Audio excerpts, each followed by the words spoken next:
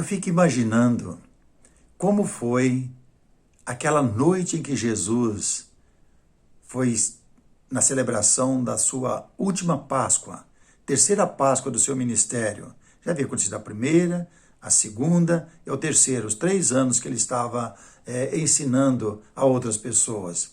E de repente, na terceira Páscoa, Jesus era obediente a Deus e estava embaixo da lei. Ele dirigiu-se também a Jerusalém com os seus discípulos e aquela grande festa. Muita gente vindo de todas as partes do mundo com o propósito solene de adorar a Deus. E Jesus chama os seus discípulos do meio daquelas pessoas e fala: vai até tal lugar, tal rua, tal cidade. Lá existe um cenáculo preparado onde eu hei de celebrar com os meus discípulos a Páscoa. Imagina chamando para sair do meio daquelas pessoas. Hoje muitas pessoas estão tão acomodadas no meio da religião em que vive, que Jesus ainda chama: saia do meio e vem para comemorar comigo, né? E no meio dessa Páscoa, Jesus está instituindo a sua ceia. A ceia é essa com pão sem fermento, que simboliza o corpo de Jesus sem pecado, cravado numa cruz. Também ele usa o suco da videira, o fruto da videira, que é o suco da uva sem fermento, que representa o seu sangue, um sangue puro do Cordeiro perfeito para agradar a Deus. Sabe que é bom a gente estar sempre pensando, é bom ser sábio, né, no nosso pensamento e desenvolver o mesmo pensamento de Cristo em nossas vidas. Devemos ter a sabedoria, porque quando nós desenvolvemos em nossas vidas o que Jesus estava pensando, que ele trouxe lá dos altos céus, e ele revelou ele em palavras, que está escrito na Bíblia, no Evangelho, ajudado pelos seus servos, os apóstolos, nós conseguimos entender melhor o plano de Deus para a salvação. Aí nós vamos sair do nosso conforto religioso e vamos servir a Deus verdadeiramente. É isso que ele fez com aquele pequeno rebanho. Vamos num cenáculo. E aí existe um lugar separado onde Jesus estava com os seus. Aí nós vamos estar junto com pessoas que realmente amam a Deus e cultuam a Deus segundo os ensinos de Cristo, não segundo o homem. Sair do meio das coisas erradas, religiosa, e ficar no meio das coisas puras para com Deus. Para isso, precisamos desenvolver a mente de Cristo, ouvir dele mais e mais dos seus ensinos, para poder termos a felicidade eterna na eternidade com ele, quando ele voltar para buscar a sua igreja. Aí ele diz em Filipenses capítulo 1, no versículo 27 ao 30, ele fala bem assim: vivei acima de tudo por modo digno do evangelho de Cristo, para que, ou indo ver-vos, ou estando ausente, ouça no tocante a vós outros, que estáis firmes em um só espírito, com um só propósito, firmes, lutando pela fé que vem do Evangelho. Lutando pela fé que vem do Evangelho. Porque se não for a fé que veio do Evangelho, é uma fé vã. Ela não serve para salvar. Porque ele vai salvar aqueles que têm uma fé que veio do Evangelho. E que em nada esteja intimidado pelos adversários, pois os que para ele é prova evidente de perdição, é para vós outros de salvação, e isto vem de Deus.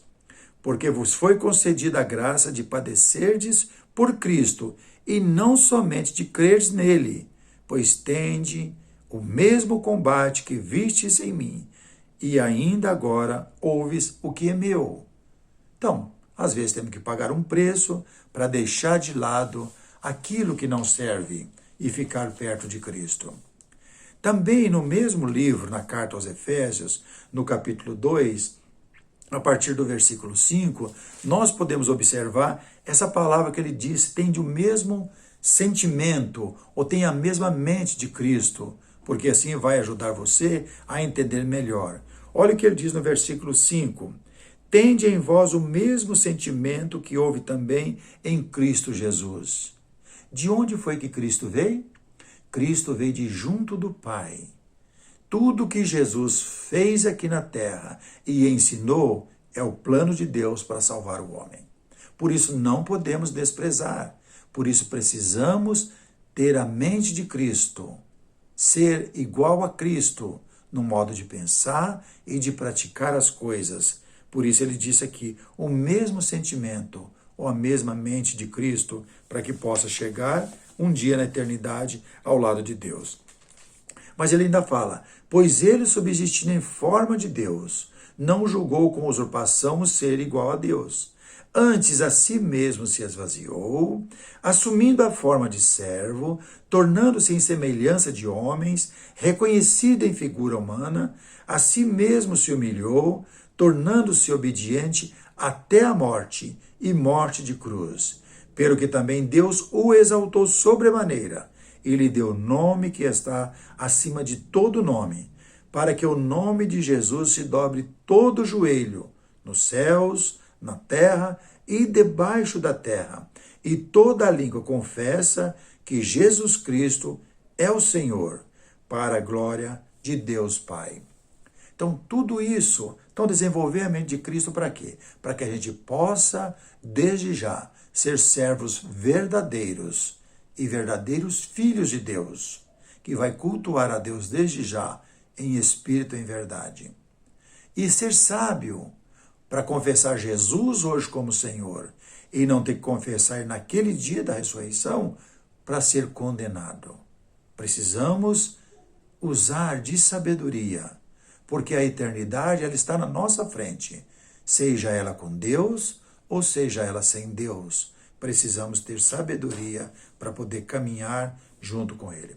A nossa luta aqui na Terra não é uma coisa simples nesse mundo. É uma luta grande, pois às vezes temos que lutar sozinho contra princípios que aprendemos de nossos pais, ou de amigos, ou de pessoas que não tinham intenção pura em termos de religião e nos ensinou. Então, é uma luta que às vezes prende a gente, traz sofrimento, e às vezes estamos sozinhos lutando com isso. Para vencer esses obstáculos, essa luta toda que temos, e ter uma fé que vem do Evangelho, palavra da vida. Ter essa fé que vem da palavra que Jesus ensinou. Essa fé vai nos salvar.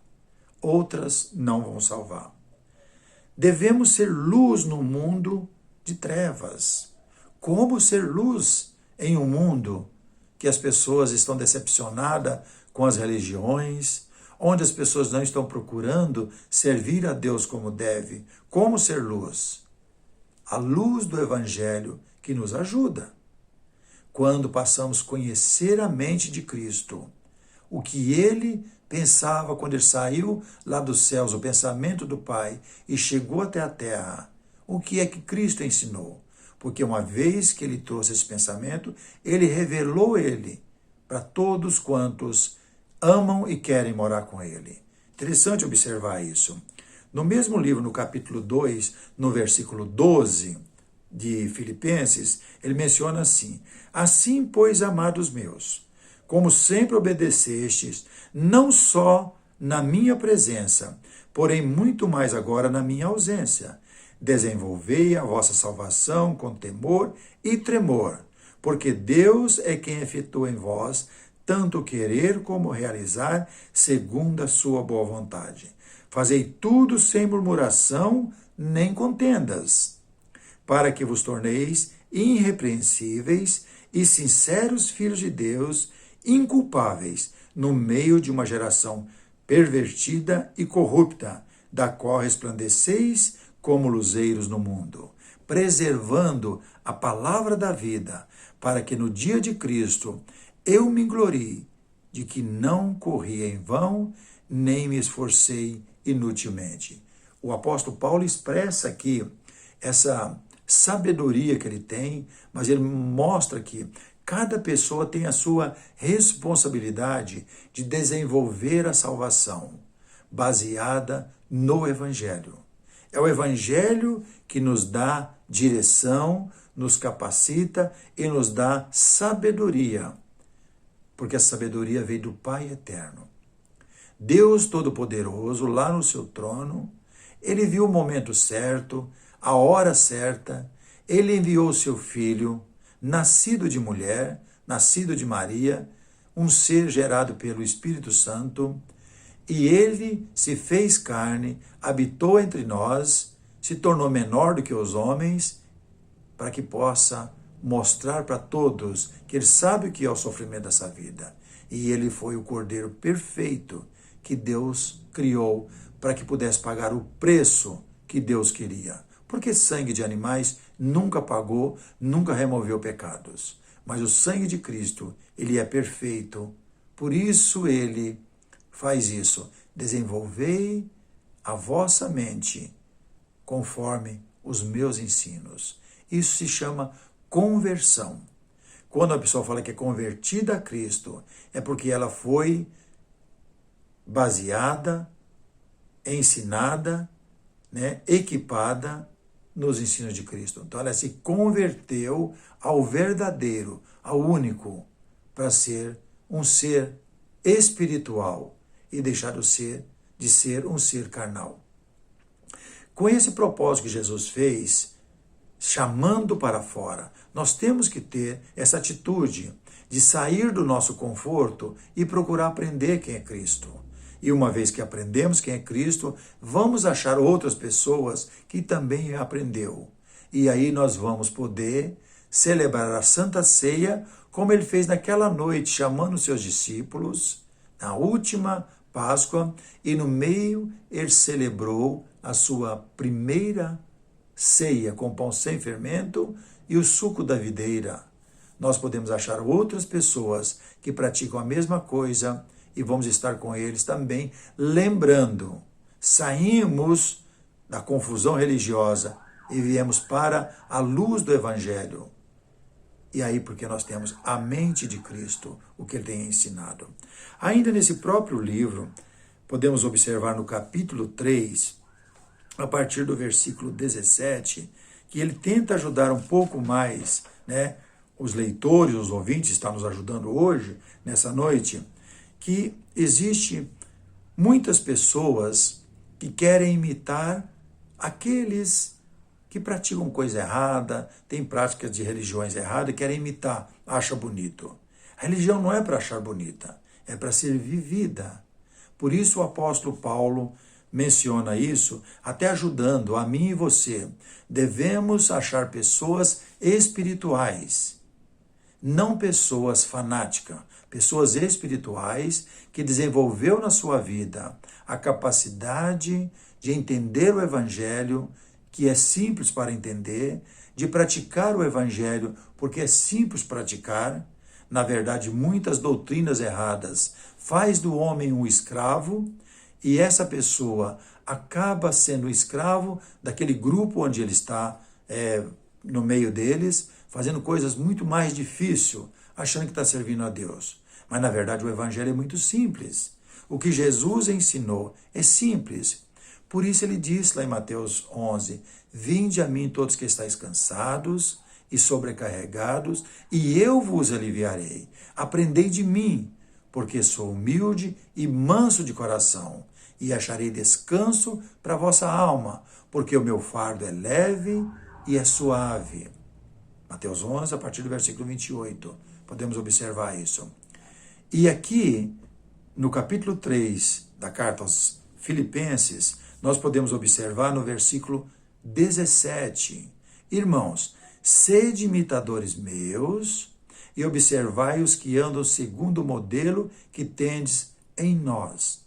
É importante a gente achar pessoas que são espirituais, verdadeiramente. E aí conferir se essa pessoa está seguindo verdadeiramente ao Senhor e ficar perto, para poder imitar as suas atitudes. A ceia do Senhor é celebrada no primeiro dia da semana. A ceia do Senhor primeiro. É feita com pão sem fermento e suco da videira. Pessoas não prestam atenção nisso. E outras coisas mais que deve ser feito na vida do verdadeiro discípulo. Então, imitadores. Mas ele fala, pois muitos andam entre nós, dos quais repetidas vezes eu vos dizia, e agora vos digo até chorando, que são inimigos da cruz de Cristo. Imagina o apóstolo Paulo falar, digo até chorando, tem pessoas religiosas que não estão servindo a Cristo, são inimigos da cruz. Precisamos ser sábios para identificar essas pessoas e não achar que eles também estão indo para os céus. Que Cristo vai levar essas pessoas. Ele não vai levar. É isso que o apóstolo está falando aqui. Não adianta eu achar na minha mente. Está errado isso. Aí ele fala um pouco mais. O destino deles é a perdição, o Deus deles é o ventre, a glória deles está na sua infâmia, visto que só se preocupam com as coisas terrenas. Inclusive nesse versículo 19, que acabei de ler, ele colocou aqui Deus com D minúsculo. Você sabe que o Deus com D minúsculo não é o Deus todo-poderoso, é o Deus da desobediência, é o espírito da desobediência, onde chamamos de diabo, Satanás, a parte maligna, o Deus deles. Paulo está falando fortemente aqui. Aí ele diz no versículo 20, pois a nossa pátria está nos céus, de onde também aguardamos o Salvador, o Senhor Jesus Cristo, o qual transformará o nosso corpo de humilhação para ser igual ao corpo da sua glória, segundo a eficácia do poder que ele tem de até subordinar a si todas as coisas. Portanto, meus irmãos e amados muito saudosos, minha alegria e coroa, sim, amados, permanecei deste modo, firmes no Senhor. Interessante como ele termina esse versículo. Firmes no Senhor. Desenvolver a mente de Cristo para estar pensando como Cristo pensou e ser obediente ao Deus Todo-Poderoso do jeito que Cristo foi obediente. Obediente até a morte de cruz. Por isso ele nos chamou que devemos nos arrepender e morrer para o pecado e ser sepultado nas águas, para ter uma nova vida. Jesus morreu fisicamente, numa cruz, e morte de cruz ele falou. E aqui ele está dizendo que nós devemos ser mortos para o pecado, para viver para ele.